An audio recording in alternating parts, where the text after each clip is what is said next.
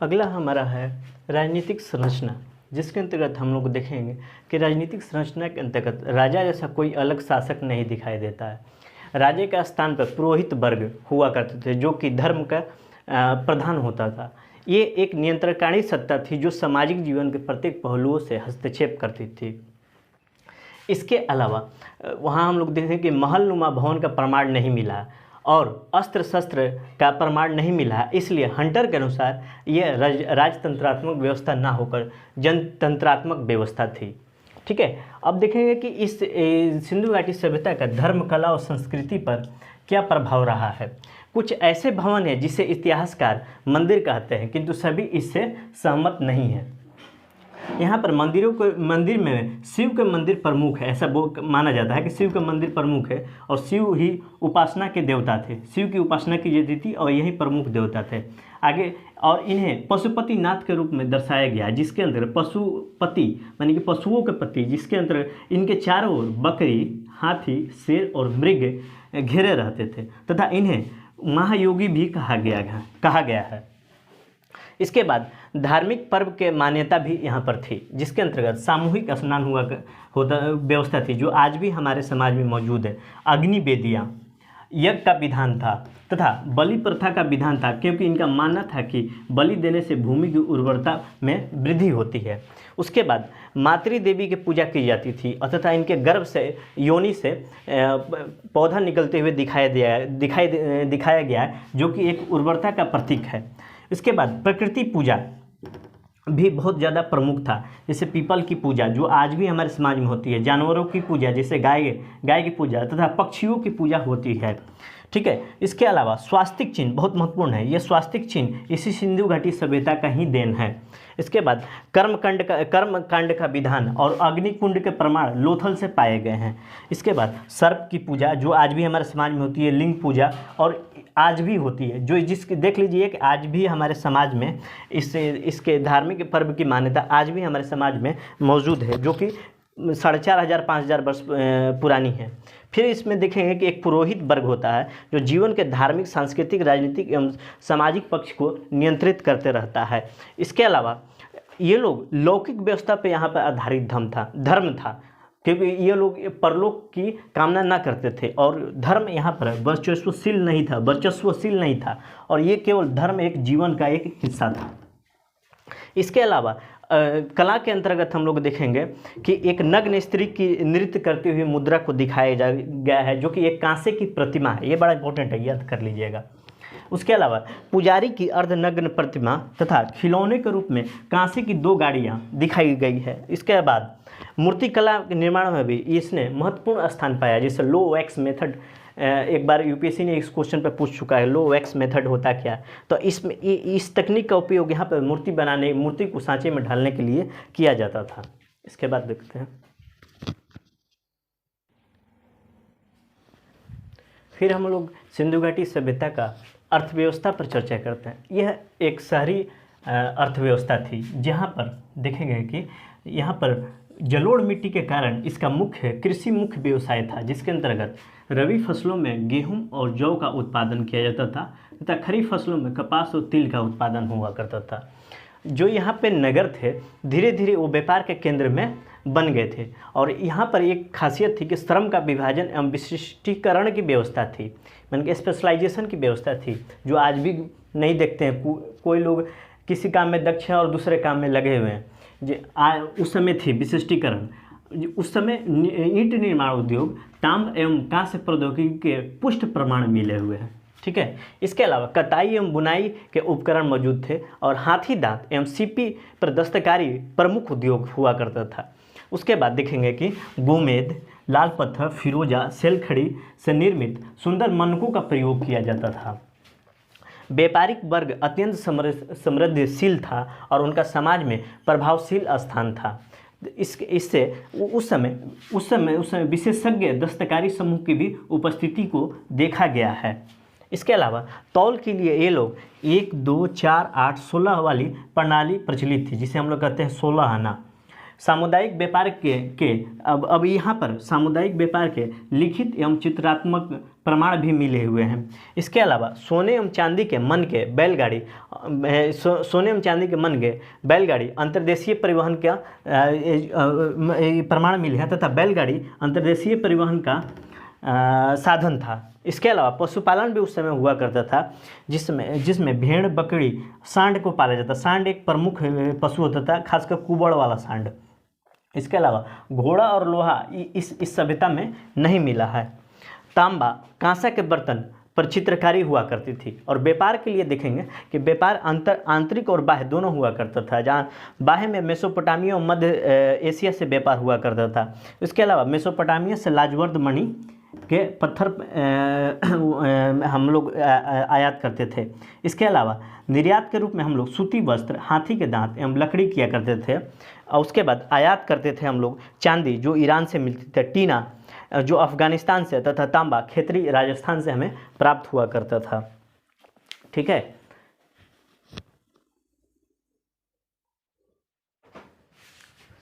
इसके अलावा इस सभ्यता में मृतकों के संस्कार की भी व्यवस्था थी।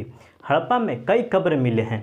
कब्रों में मृतक के शरीर के साथ आभूषण तथा मिट्टी के बर्तन भी रखे गए हैं। इसके अलावा महिला और पुरुष युगल जोड़े के कंकाल भी एक साथ पाए गए हैं। और इस सभ्यता में सती प्रथा के कोई भी प्रमाण नहीं मिले हैं। इसके अलावा इसके भाषाओं में लिपि पर देखें तो लिपि उपलब्ध थी, पर पढ़ा नहीं जा सका है। इसके जो इनकी लिपि थी वो चित्राक्षर थी, जो कि दाएं से बाएं लिखी जाती थी। ये रही बात सिंधु घाटी सभ्यता का कुल परिचय के रूप में। भौगोलिक परिचय हो गया, सामाजिक, आर्थिक, अर्थव्यवस्था, सभी परिचयों को हम लोगों को देखने के बाद अब देखेंगे कि इस पर तीन बातें उठती है कि सिंधु घाटी सभ्यता का पतन कैसे हुआ, यानी कि हम लोग 1920 तक पहुंच चुके हैं अभी तक। उसके अलावा इसमें इस सभ्यता का वर्तमान सभ्यता की देन क्या है तथा ये अपनी निरंतरता कायम रखी है या नहीं, ये 3 प्रश्न हम लोग अभी देखेंगे।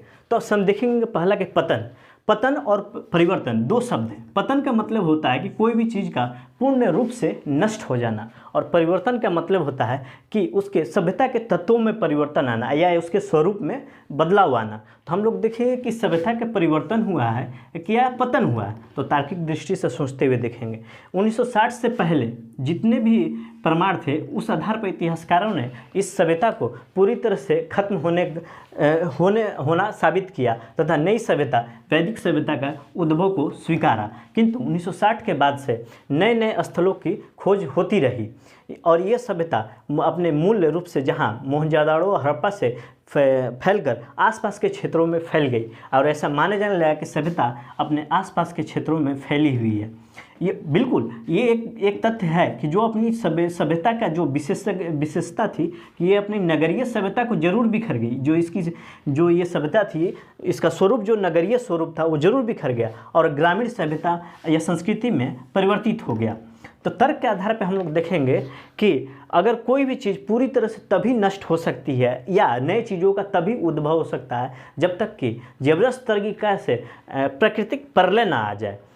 तो और एक और इसको देखेंगे कि आक्रमण जब भी कोई भी आक्रमण होता है एक सभ्यता से दूसरे सभ्यता पर, तो होने के बाद 2 संस्कृतियों का आपस में समन्वय होता है। तो इन तर्कों के आधार पर, इन 2 आधार पर कि प्रकृति पहले ना हो जाए तथा आक्रमण के सिद्धांत को देखते हुए हम लोग इन तर्कों पर आधार पर हम लोग देखेंगे कि सभ्यता का पूर्ण रूप से पतन ना होकर परिवर्तन हुआ। चलिए देखते हैं कि अब इसके पतन के पीछे और क्या क्या तर्क दिया जाता है, उसको हम लोग तार्किक दृष्टि से खंडन करेंगे। ठीक है, तो पतन के कारणों में 3 कारण हम लोग अपने मानते हैं। इसमें पहला कारण है आक्रमण का सिद्धांत मानते हैं। ये एक नगरीय सभ्यता थी, इस वजह से और समृद्ध हो जाती है। नगरीय सभ्यता समृद्ध होती है, किंतु शारीरिक रूप से यहाँ के लोग अक्षम हो जाते हैं और जुझारूपन खत्म हो जाता है तथा इनके पास लोहे एवं घोड़े का से ये परिचित नहीं थे। और ये हम लोगों ने कुछ देर पहले पढ़ा कि ऐसा माना जाता है कि कुछ लोग मानते हैं इतिहासकार कि योद्धा वर्ग भी था, कुछ लोग मानते हैं योद्धा वर्ग भी नहीं था। तो इस वजह से सैन्य शक्ति का भी अभाव था। तो ये अब हम लोग देखेंगे कि इस सभ्यता पर आक्रमणकारी के रूप में आर्य को देखते हैं, जो एक यायावर जाति थी जो मध्य एशिया, ईरान, इराक होते हुए भारत में प्रवेश की, ऐसा माना जाता है। तो इनके पास लोहे एवं घोड़े की व्यवस्था थी और इन सभ्यता के लोग आर्यों से, ये सिंधु घाटी सभ्यता के लोग पराजित हुए और सभ्यता नष्ट होगी, ऐसा माना जाता है आक्रमण के सिद्धांत के अनुसार। और पराजित लोगों को इन्होंने अपना दास बना लिया, जो आगे चलकर वैदिक काल में शूद्र के रूप में जाने लगे। और जो लोग पराजित हुए उन्हें अनार्य कहलाए, और ये अनार्य अगर दक्षिण भारत में भाग के चले गए तो वहाँ जाकर इन्होंने द्रविड़ संस्कृति का विकास हुआ। फिर हम इस आक्रमण के सिद्धांत को विपक्ष में तर्क प्रस्तुत करते हुए कहते हैं कि इतना बड़ा युद्ध हुआ था तो कंकाल की मात्रा बहुत ज़्यादा होती, केवल मोहनजोदड़ो में झुंड के झुंड कंकाल मिले हैं, तो इतने बड़े युद्ध का प्रमाण तो हमारे पास है नहीं। तो इस सिद्धांत को हम लोग अभी अस्वीकार करते हैं। ठीक है, देखते हैं अगले सिद्धांत को।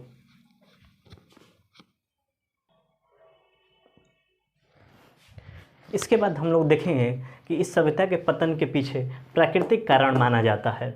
ठीक है, तो ऐसा कहा जाता है कि अरब सागर का जल स्तर अचानक से ऊपर उठ गया और नगर नष्ट हो गए। मिट्टी के जो भी भवन थे वो नष्ट हो गए तथा नगरों का खुदाई के दौरान देखा गया कि नगर में एक लेयर बाय लेयर, स्तर बाय स्तर का विकास किया गया है। ठीक है, जो इसके पीछे सबसे बड़ी नगर नष्ट होने के पीछे सबसे बड़ा कारण है। और नगरों में गाद भर जाने से नगर नष्ट हो गए। इसके अलावा पशुचरण होने लगा। पशुचरण होने से क्या हुआ कि वनस्पतियों की कटाई शुरू हो गई और खेती के कारण भी वनस्पति नष्ट हो गए। इस कारण से क्या होगा, मिट्टी बह कर नदियों के तलछटी में नीचे जाकर बैठ गई। इससे क्या हुआ कि नदियों का जल स्तर ऊपर उठ गया और आसपास के क्षेत्रों में बाढ़ आ गया, और बाढ़ आने के वजह से आसपास के नगर नष्ट हो गए। बाढ़ आने के एक और दुष्परिणाम हुआ कि मिट्टी लवणीय हो गई। इस वजह से क्या होगा कि मिट्टी की उर्वरता कम हो गई, और मिट्टी की उर्वरता कम हो गई तो उत्पादन तो होगा नहीं। तो लोग नदियों के किनारे बसे थे कि वहाँ उत्पादन ज़्यादा होगा। इस वजह से क्या हुआ कि वहाँ से पलायन शुरू हो गया। पलायन शुरू होकर ग्रामीण क्षेत्रों में लोग जाने लगे। इसलिए कहते हैं कि सिंधु घाटी सभ्यता का नगरीय सभ्यता से ग्रामीण सभ्यता में परिवर्तन हुआ है, ना कि पतन हुआ है। जैसे कि एग्जाम्पल के तौर पे हम लोग देखेंगे झूकर संस्कृति। सिंधु घाटी सभ्यता का झूकर संस्कृति और लोथल की प्रांतीय संस्कृति में परिवर्तन हुआ है, यानी कि ग्रामीण संस्कृति में परिवर्तन हुआ है, ना कि इसका पूरी तरह से खात्मा हुआ है। ठीक है, इसके पीछे और उसके अलावा मौसम परिवर्तन भी इसके प्रति जिम्मेवार रहा। उसके बाद सिंधु नदी के धारा में भी परिवर्तन आने से व्यापार, वाणिज्य, कृषि और नगरीय जीवन नष्ट होते चले गए और हड़प्पा और मोहनजोदड़ो केंद्र अब नहीं रहे। इसके अलावा अब ये तो हो गए, तो इसको ही हम लोग प्राकृतिक कारण को ही मुख्य कारण मानते हैं कि ये सभ्यता नगरीय सभ्यता से ग्रामीण सभ्यता में प्रवेश किया। ठीक है, इसकी निरंतरता के तौर पे हम लोग देखेंगे कि कैसे प्रवेश किया, क्योंकि हम लोगों का इतिहास 1900 BC तक का ही हम लोग को देखने को मिलता है। फिर उसके बाद 1500 से BC से वैदिक युग की शुरुआत मानी जाती है। तो इन 400 सालों में क्या हुआ है, तो ये 400 सालों में ये ग्रामीण संस्कृति के रूप में ये सभ्यता निरंतर कायम रही और बाद में 1500 BC में वैदिक सभ्यता के रूप में उभरी। ठीक है, तो ये 4 सालों में ये निरंतरता किस बनाई रखी, कैसे बनाई रखी, तो कौन कौन से तत्व इस सभ्यता सिंधु घाटी सभ्यता के आने वाली सभ्यता वैदिक सभ्यता में मौजूद थे। कुछ लोग इसे उत्तर हड़प्पा का भी नाम देते हैं और बाद में से इसको वैदिक युग से जुड़ाव भी कहते हैं। तो ये ये सभ्यता अपनी निरंतरता, अपने तत्वों को लिए हुए अगली सभ्यता में प्रवेश करती है। तो ये नगरीय सभ्यता से ग्रामीण सभ्यता में प्रवेश करती है निरंतरता के रूप में देखेंगे। तो इसके अलावा अब देखेंगे कि सिंधु घाटी सभ्यता का हमारे वर्तमान भारतीय सभ्यता या वर्तमान समाज को क्या क्या देन दिया गया है, जो कि उस समय की जो चीज़ें मौजूद थी, तत्व मौजूद थे, तो वो आज भी मौजूद है कि नहीं। तो हम लोग देखेंगे कि आर्थिक क्षेत्र में हम देखेंगे कि इसी सभ्यता का देन है कि पशुपालन, कृषि व्यवस्था, व्यापार जो अंतर्राष्ट्रीय हुआ करता था, उद्योग में दस्तकारी, लिपियुक्त मोहरे, माप तौल और बाट प्रणाली बदले हुए रूप में आज भी हमारे समाज में मौजूद है। इसके अलावा सामाजिक जीवन में देखेंगे कि केश विन्यास, अलग अलग तरह की महिलाएं केश अलग अलग तरह की बनाती है, पुरुष भी बनाते हैं। इसके अलावा 4 वर्गों में विभाजन, ब्राह्मण, वैश्य, क्षत्रिय, शूद्र, इसी समय की देन को माना जाता है। उसके बाद निवास स्थान निम्न एवं उच्च वर्ग का अलग अलग हुआ करता था, जो आज भी हमारे ग्रामीण संस्कृति में मौजूद है। अक्सर हम देखेंगे कि तथाकथित निम्न वर्गों का निवास स्थान गांव के एक किसी कोने में, गांव से हट के थोड़ा सा कोने में भी दिखाई देता है। इसके अलावा धर्म के रूप में अनुष्ठानिक कर्मकांड, सामूहिक स्नान, पर्व के अवसर पर आज भी सामूहिक स्नान होता है। जैसे कि हम बिहार साइड में गंगा स्नान, बिहार साइड का कैसे आसपास के क्षेत्रों में गंगा स्नान जैसे पर्व हुआ करता था। जैसे कि हम लोग मकर संक्रांति के दिन गंगा नदी के किनारे जाकर स्नान किया करते हैं। इसके अलावा अग्नि पूजा जो आज भी होती है, पशु पूजा जिसके अंतर्गत बैल, सांप और सांड की पूजा आज भी होता है। इसके अलावा मातृ देवी, शिवलिंग के पूजा अर्थात योगी के प्रमाण आज भी किसी न किसी रूप में आज उनकी पूजा हुआ करती है। फिर उसके बाद कला के रूप में देखेंगे बड़े उदर, पेट बड़े उदर वाले मूर्तियाँ, बैलों का चित्र कलात्मक रूप में उपयोग किया जाता है। जैसे कि अशोक के समय में यूपी में रामपुरवा में ये बैल का चित्रात्मक कलात्मक रूप उपयोग किया गया है। इसके अलावा स्थापत्य कला में भवन निर्माण भी मौजूद है और स्तंभ युक्त भवन चंद्रगुप्त मौर्य के समय हम लोग देखते हैं। तो ये रही सिंधु घाटी सभ्यता का परिचय, जिसके अंतर्गत हम लोगों ने देखा कि इसका भौगोलिक विस्तार कहाँ से कहाँ तक है। उसके बाद हम लोगों ने देखा कि इसकी सामाजिक, राजनीतिक, आर्थिक जीवन, राजनीतिक प्रणाली कैसी थी। उसके बाद हम लोगों ने देखा कि इसके पतन के कारण क्या थे, जिसके अंतर्गत आक्रमण का सिद्धांत और प्राकृतिक कारणों को देखा। इसके बाद हम लोगों ने देखा कि इसका निरंतरता बना कैसे रहा, क्योंकि हम लोगों के पास मौजूद इतिहास 1900 BC तक ही है। उसके बाद फिर से 1500 BC के बीच में से 1500 BC से नए सभ्यता, वैदिक सभ्यता जो कि ग्रामीण सभ्यता का रूप है, वो उसकी शुरुआत है। इन 400 वर्षों में क्या हुआ इसका कोई प्रमाण नहीं है, बट ये सभ्यता अपनी निरंतरता बनाए हुए नगरीय सभ्यता से ग्रामीण सभ्यता में प्रवेश करती है। फिर आप उसके बाद हम लोगों ने देखा कि सिंधु सभ्यता का हमारे भारतीय समाज को क्या देन है, जो आज भी हमारे इसके तत्व जो आज भी हमारे मौजूद है। तो ये रहा हमारा सिंधु घाटी सभ्यता। कल से अगले वीडियो में हम लोग वैदिक सभ्यता की शुरुआत करेंगे। तब तक के लिए आपका धन्यवाद, सहयोग के लिए धन्यवाद, नमस्कार।